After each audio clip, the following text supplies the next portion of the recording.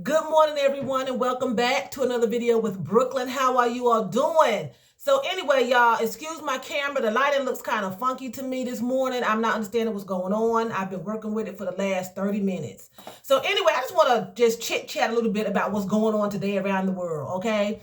So I don't know if anybody else have read, I'm sure you all have, about Wendy Williams. She has been diagnosed allegedly with dementia,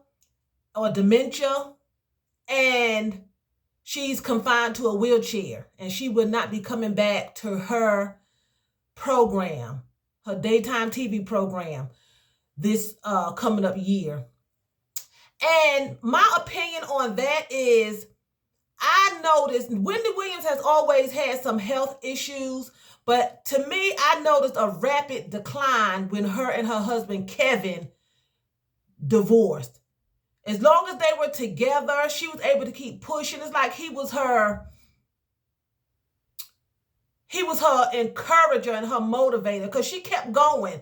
Even though she was sick, she kept going. But as soon as it all started coming out about him having an affair and him having a baby, well, not the affair, she knew about the affair, but having a baby and things like that, and then he actually left and went on and married his mistress, and now wouldn't even call her mistress because Wendy Williams knew about her. The media refers to her as a mistress, but she wasn't a mistress because Wendy Williams knew of this woman. So if you knew of this person, then you're not a mistress. You know, they're not a mistress. But I just feel that she has rapidly declined after the divorce took place, and I would hate to say that, women depend on a man to just keep them going, and sometimes you don't realize that you're doing that, but it's subconsciously you're doing that, because she had a rapid decline from what I could see after the divorce took place, and he's just thriving and going on, which does not mean that he will not suffer consequences because of the dirt that he has done, but everybody suffer consequences for things that they have done. But I just noticed a rapid decline in her health since her and Kevin has, officially called it quits. It just started like right after that, it just started going downhill, and it's just a sad thing.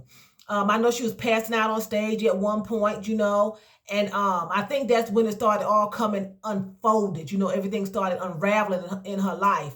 And a lot of times, you have all this money and this prestige, but at the end of the day, excuse me, y'all, this is all in my background, I'm sorry. At the end of the day, that doesn't make a person happy, the money and things like that. So moving on from that, I want to talk about Kyle Rittenhouse right quick, okay? So I did a video about the North Carolina representative that wanted to give him an internship. Well, now you have the congressional representatives, I think I'm saying it right, they are wanting to give him a Medal of Honor. Now, how is it that they are wanting to give him the Medal of Honor? He has not fought any war. He did not do anything heroic. The people that he shot and murdered were not doing anything illegal. I don't care what their past was. They said one of them had a past of being a pedophile. One of them had a past of, being into drugs and everything like that. It does not matter what their past was. He was not given that position to be judge and jury, to take someone's life. That was between them and their maker, okay? And the court system that they were dealing with. So how is he heroic? He killed 2 people at that particular time who were innocent of anything. They weren't doing anything at that particular time. I'm not saying they were innocent, because none of us are innocent. We all do something. But what I'm saying was, so I'm not saying they were innocent totally in their lives. But what I'm saying is they were innocent at that particular time. He was not. He was there to cause mischief and to cause her harm and danger. It just happened to be his own kind. He was there, make no mistake, to harm anyone who was involved in the Black Lives Matter protest. But he would prefer to have shot in Black lives, taken a Black life. He would have preferred that. That's why he was there, to make sure that anyone that was representing the Black Lives Matter movement, he was going to deal with them, whether it's a person of color or not.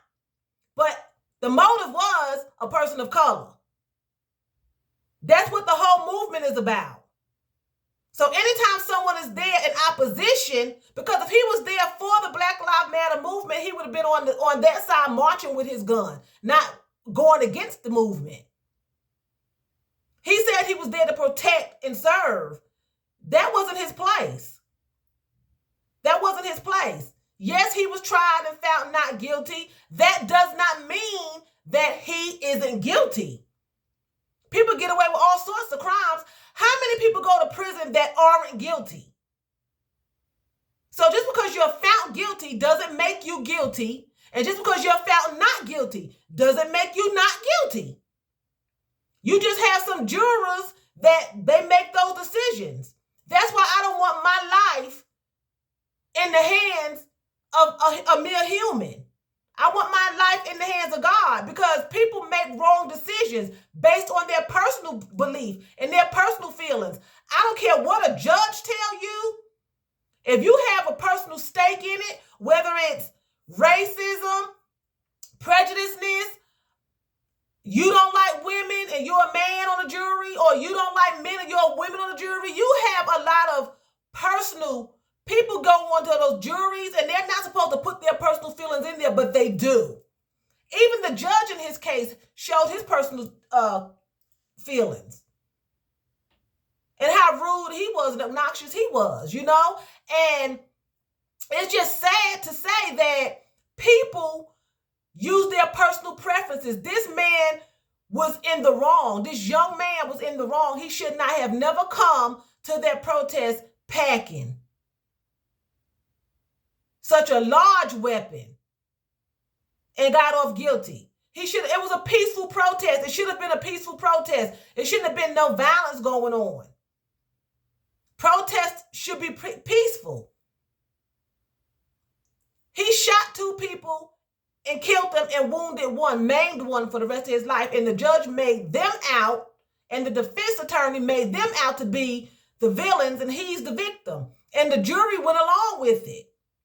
Just because you're found not guilty does not mean that you're not guilty. Doesn't mean you didn't. People don't know the heart. You can have malice and hate in your heart. A jury doesn't know that. That's why God says he looks on the heart. Humans look at the outward appearance. Humans look at what's going on the outward appearance. But God looks at the heart, because the heart is deceitful. You don't know what's in somebody's heart. They be standing right next to you. We don't know if Kyle Rittenhouse done other things. He's saying that they're saying, well, he shot a pedophile. You know, he shot a drug. We don't know what he's done. We don't know what anybody in that courtroom has done who's on the jury that just never got caught. We don't know if there were pedophiles on the jury, or drug users and drug dealers on the jury that just never got caught. We don't know what the judge does in his chambers.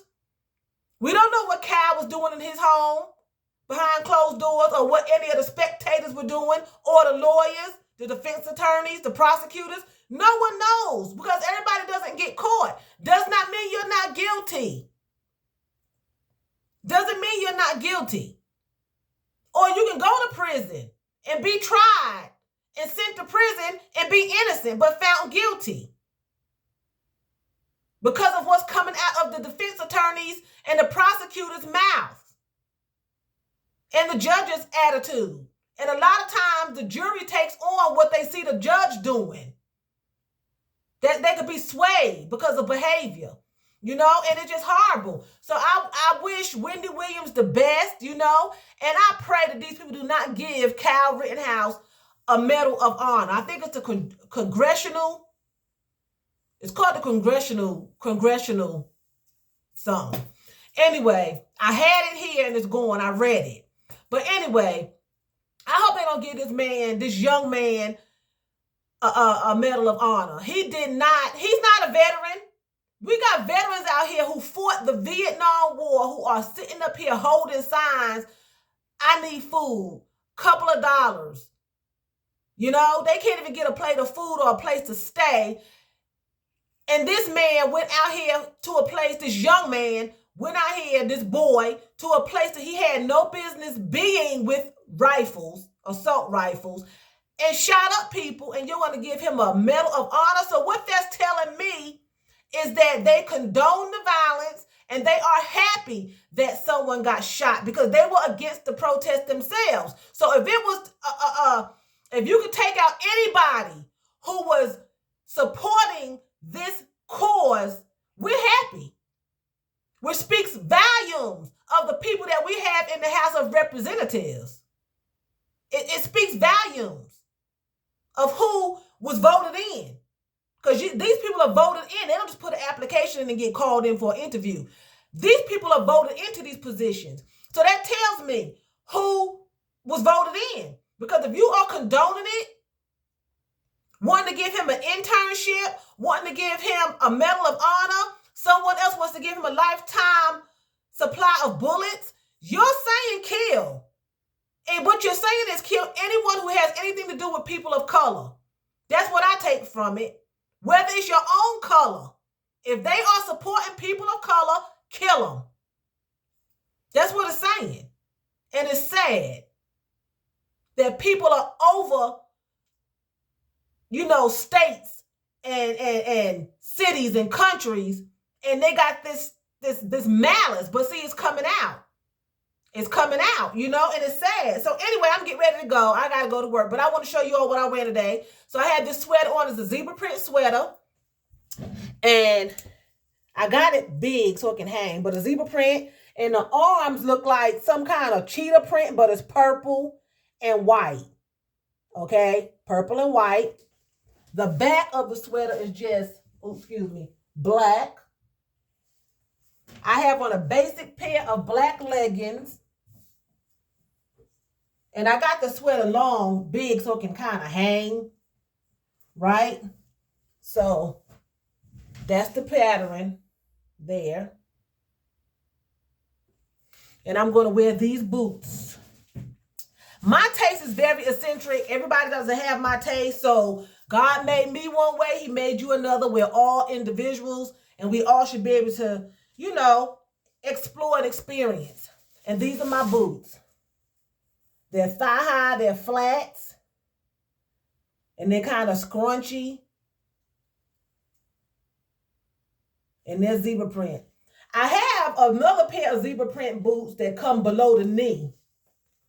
And they're more so of the wide pattern, but I couldn't find them. So I just thought I'd put these on.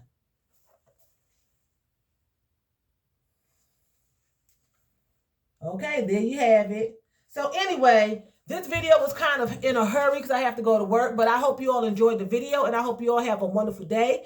With that being said, I'm going to say vielen Dank. That's thank you very much in German. So vielen Dank if you're watching me, and choose, that's what? That's bye in German.